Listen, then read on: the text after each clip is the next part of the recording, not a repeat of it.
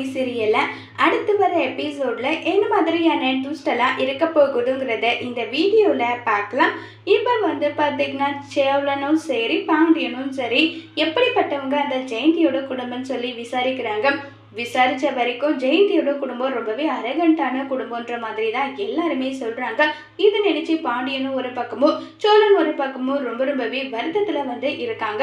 அடுத்ததா பாத்தீங்கன்னா நம்ம கார்த்திகா கஸ்தூரியையும் அதே மாதிரி கஸ்தூரியோட அண்ணா 2 பேரையுமே சேரனோட நிச்சயதார்த்தத்துக்காக கூப்பிட்டு இருக்காங்க. அப்ப அவங்க நடந்து வந்துட்டு இருக்காங்க. ஏடி கார்த்திகா இப்படி பண்ணிட்டு இருக்க, அந்த குடும்பத்து கூட திரும்பவும் ஒட்டு உறவு ஆடணுமான்னு சொல்லி கேட்டுட்டு இருக்காங்க. மாப்பிள்ளை மட்டும் இந்த விஷயம் மட்டும் தெரிஞ்சா என்ன நடக்கும், ஏன் இப்படி பண்ணிட்டு இருக்குன்றாங்க. அம்மா அண்ணா அவங்க கிட்ட சொன்னேன், அவங்க தான் இதை நீங்க ஏன் போக மாட்டேன்றீங்க, என்ன பிரச்சனைன்னு சொல்லிட்டு கேட்டுட்டே இருந்தாங்க. அவரை என்னால சமாளிக்க முடியல, அதனாலதான் நான் கூட்டிட்டு வந்திருக்கேன்னு சொல்றாங்க. இதை கேட்டது, ஏண்டி நம்ம குடும்பத்துக்குள்ள இருக்க பிரச்சனை என்னன்றது மாப்பிள்ளைக்கு தெரியும் தானே, தெரிஞ்சும் ஏன் இப்படி அவர் சொல்றாருன்னு சொல்றாங்க. அதெல்லாம் எனக்கு தெரியாதுன்னு சொல்லிட்டு இருக்காங்க. இப்ப உள்ள வராங்க. உள்ள வந்ததுமே உடனே அங்க நடேசன் உங்களை யாரு இங்க கூப்பிட்டது, எதுக்கு இங்க வந்தீங்கன்னு சொல்லிட்டு கேக்குறாங்க.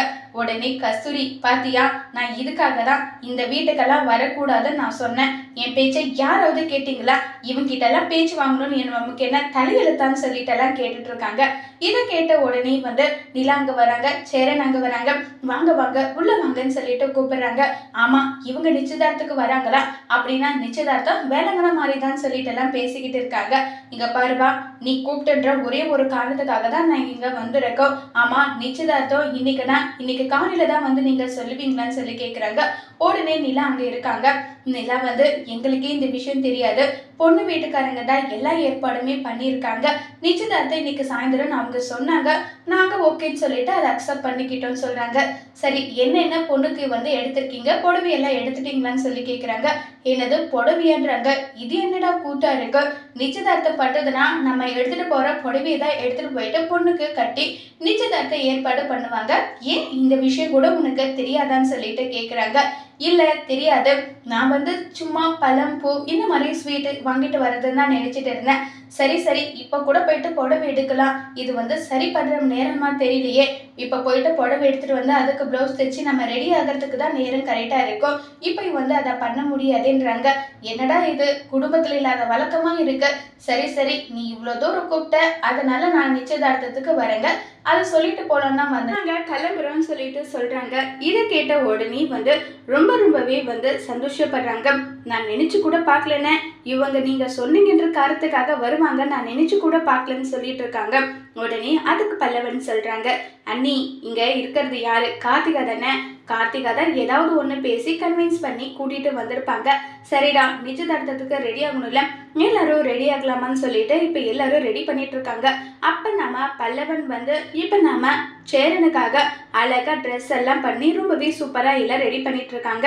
இப்ப பாண்டியும் சோழன் 2 பேரும் நிலா என்னென்ன திங்ஸ் சொன்னாங்களோ அது எல்லாமே வாங்கிட்டு வந்திருக்காங்க. எல்லாம் வாங்கிட்டு வந்ததும் இங்க பாருங்க, பிளேட்ல வைக்கிறதுக்கு தனியா பூவு அதுவும் வச்சிருக்குங்க, அதே மாதிரி உங்க தலையில வச்சுக்கிறதுக்கும் பூவு தனியா வச்சிருக்குங்கன்னு சொல்லிட்டு இருக்காங்க. சரி சரின்னு சொல்லிட்டு இருக்கும்போது இப்ப சேரன், சரி கொஞ்சம் இருங்கடா நான் போயிட்டு வந்துடுறேன்னு சொல்லிட்டு வெளியே போறாங்க. உடனே நம்ம சோழன் கிட்ட நிலா, பொண்ணை பத்தி விசாரிக்க சொன்னமே, விசாரிச்சிங்களான்னு சொல்லிட்டு கேக்குறாங்க. ஏங்க, நான் போயிட்டு ஒட்டு மொத்தமா அந்த தெருவுல இருக்க எல்லார்கிட்டயுமே விசாரிச்சேன், ஒருத்தர் வாயில் இல்லாத அந்த ஜெயந்தி மாதிரி வாயாடி திமிரு பிடிச்ச பொண்ணு யாரும் கிடையாது. அதே மாதிரி அந்த குடும்பமும் ரொம்ப நல்ல குடும்பம்லாம் கிடையாது, ரொம்ப கெட்ட குடும்பம், ரொம்பவே கேவலமான குடும்பம்ன்ற மாதிரி எல்லாம் பேசுறாங்க. இது என்னால எப்படிங்க இதை பண்ண முடியும், அண்ணன் ஏதோ ஒண்ணு மனசுல வச்சுக்கிட்டு தான் இதை பேசிட்டு பண்ணிக்கிட்டு இருக்கு. எனக்கு என்னவோ இந்த கல்யாணம் நடக்குன்றது எனக்கு ரொம்பவே கஷ்டமா இருக்கு. அண்ணனுக்கு இப்படிப்பட்ட பொண்ணவா பார்க்கணும், எனக்கு மனசு ரொம்பவே கஷ்டமா இருக்குன்னு சொல்லி பேசிட்டு இருக்காங்க. இதை கேட்ட உடனே என்ன நீங்க இப்படி எல்லாம் சொல்றீங்க, இந்த மாதிரி எல்லாம் கூடவோ ஒரு பொண்ணு இருப்பா, ஆமா இருக்காங்களே, என்னங்க பண்றதுன்னு எல்லாம் சொல்லிட்டு இருக்காங்க. இப்ப உடனே சேரன் அங்க வராங்க. சேரன் வந்ததும், என்னாச்சு எல்லாரும் ஏண்டா என்ன பார்த்துட்டு இருக்கீங்க, ஏய் என்னடா ஆச்சுன்னு சொல்லிட்டு கேட்டுட்டு இருக்காங்க. அண்ணன், அந்த பொண்ணை பத்தி தெரிஞ்சுக்கிட்டு தான் நீ இந்த விஷயத்த பண்ணியா சொல்லுனே, இந்த கல்யாணம் உனக்கு பிடிச்சிருக்கான்றாங்க. என்னடா நிச்சயதார்த்தத்துக்கு எல்லாம் ரெடி ஆயிட்டோம், இப்ப நிச்சயதார்த்தமும் நடக்க போகுது, அதுக்கப்புறம் என்ன, எதுக்காக இந்த கேள்வி கேட்டுட்டு இருக்கீங்க, நான் போயிட்டு விசாரிச்சு பார்த்தேனே, அந்த பொண்ணு ரொம்பவே கேவலமான பொண்ணுன்னு. அந்த பொண்ணு கூடலாம் சத்தியமா உன்னால குடும்பமெல்லாம் நடத்த முடியாது. தயவு செஞ்சு நான் சொல்றது என்னன்றதை கேளுன்னு சொல்லிட்டெல்லாம் இருக்காங்க. அதை கேட்ட உடனே, இங்க பாருடா, நான் வந்து அவ கூட சேர்ந்து வாழ போறது நான். எனக்கே அவளை பிடிச்சிருக்கு. உங்களுக்கு என்ன? இங்க பார், எப்படிப்பட்டவளா இருந்தாலும் என் அன்பு பாசத்தால அவளை மாத்திட முடியுன்ற நம்பிக்கை எனக்கு இருக்கு. கண்டிப்பா அவளை நான் மாத்திடுவேன்னு நல்லா சொல்லிக்கிட்டு இருக்காங்க. இதை கேட்டதோ ரொம்பவே வருத்தப்படுறாங்க. நம்ம நிலா வந்து அண்ணனோட முடிவு இதுவா இருக்குன்னா அந்த முடிவுக்கு நம்ம சப்போர்ட் பண்ணணும். எதுவா இருந்தாலும் பார்த்துக்கலாம் வாங்கன்னு சொல்லிட்டு இருக்காங்க. ஆனா பாண்டிக்கும் சோழனுக்கும் இதுல கொஞ்சம் கூட விருப்பம் இல்லை. ஏன் நடேசனுக்கு கூட இந்த கல்யாணத்துல விருப்பம் இல்லை. சரி போகலாம்னு சொல்லிட்டு போறாங்க. அங்க போனா எல்லாருமே வந்து ரொம்ப வருத்தமாவே உட்கார்ந்துட்டு இருக்காங்க. என்னாச்சு? நிச்சயதார்த்தத்துக்கு வர சொன்னீங்க, நீங்க சொன்ன மாதிரியே நானும் வந்துட்டேன். இப்ப என்ன இப்படி நின்றுட்டு இருக்கீங்கன்னு சொன்னதோ உடனே ஜெயந்தி, உங்க எல்லாருக்கிட்டையும் நான் மன்னிப்பு கேட்டுக்கிறேன். நானே உங்களுக்கு ஃபோன் பண்ணலாம் தான் இருந்தேன், ஆனா என்னால ஃபோன் பண்ண முடியல. அதனாலதான் சரி நேர்லயே பேசிடலாம்னு சொல்லிட்டு இருக்கேன். என்னுடைய புருஷன் வந்து நான் பண்ணது எல்லாமே தப்பு தான், என்னை மன்னிச்சுடுன்னு சொல்லி ரொம்பவே ஃபீல் பண்ணி ரிக்வஸ்ட் பண்ணி அவர் என்கிட்ட பேசிட்டாரு. அதனால இந்த கல்யாணம் வேண்டாம், நான் முடிவு எடுத்திருக்கேன்னு சொன்னதோ, என்னங்க உங்க இஷ்டத்துக்கு நீங்களா வந்து ஏற்பாடு பண்ணணும்னு சொல்லிட்டு நீங்களா நிச்சயதார்த்தத்துக்கான டேட் எல்லாமே குறிச்சிங்க. இப்ப வந்து இப்படி சொல்றீங்களே என்னங்க இது நல்லா சொல்லி கேட்குறாங்க. உடனே கஸ்தூரி அங்க வந்து, நான் தான் சொன்னேன்ல, இந்த குடும்பத்துக்கு பொண்ணுங்களே தங்க மாட்டாங்க, ராசி கெட்டது ஊடு, ராசி கெட்டது எல்லாம் சொல்லிட்டு என் பேச்சு யாராவது கேட்டீங்களான்னு சொல்றாங்க. உடனே சோழன் வந்து, இப்படிப்பட்ட குடும்பத்துல என் அண்ணனுக்கு பொண்ணு கிடைக்காததை நினைச்சு எனக்கு சந்தோஷமா இருக்குங்க.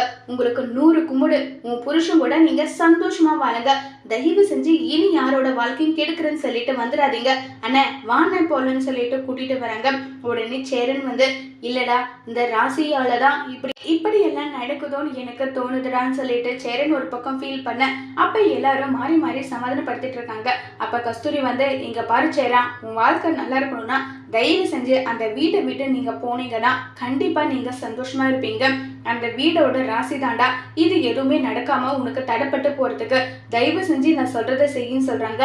உடனே நிலா, ஏன் அந்த வீட்டுல தானே நானும் இருக்கேன், இப்ப வரைக்கும் சந்தோஷமா தானே வாழ்ந்துட்டு இருக்கேன். நான் எங்கன்னா ஓடி போயிட்டேன்னா நீங்க சொல்றதுக்கும் இதுக்கும் எந்த சம்மதமும் இல்லை.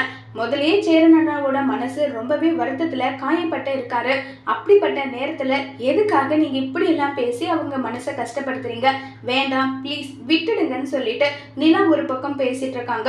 கார்த்திகா வந்து நிலா கிட்ட, நிலா நான் கூட வந்து வேற ஒரு மாதிரி நினைச்சேன், கடைசியில இப்படி நடந்துட்டு இருக்க, என்ன யோசிச்ச நீ? என்ன நடந்தது எனக்கு ஒன்றும் புரியலன்னு சொல்றாங்க.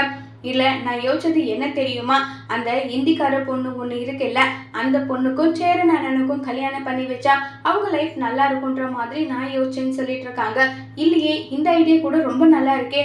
சரி முதல்ல அண்ணனுடைய மனசுல என்ன இருக்கு, எதுக்காக அண்ணன் இவ்வளோ சீக்கிரம் எந்த பொண்ணு என்ன ஏதுன்னு கூட தெரியாம கல்யாணம் பண்ணிக்க அவர் ஒத்துக்கிட்டாரு?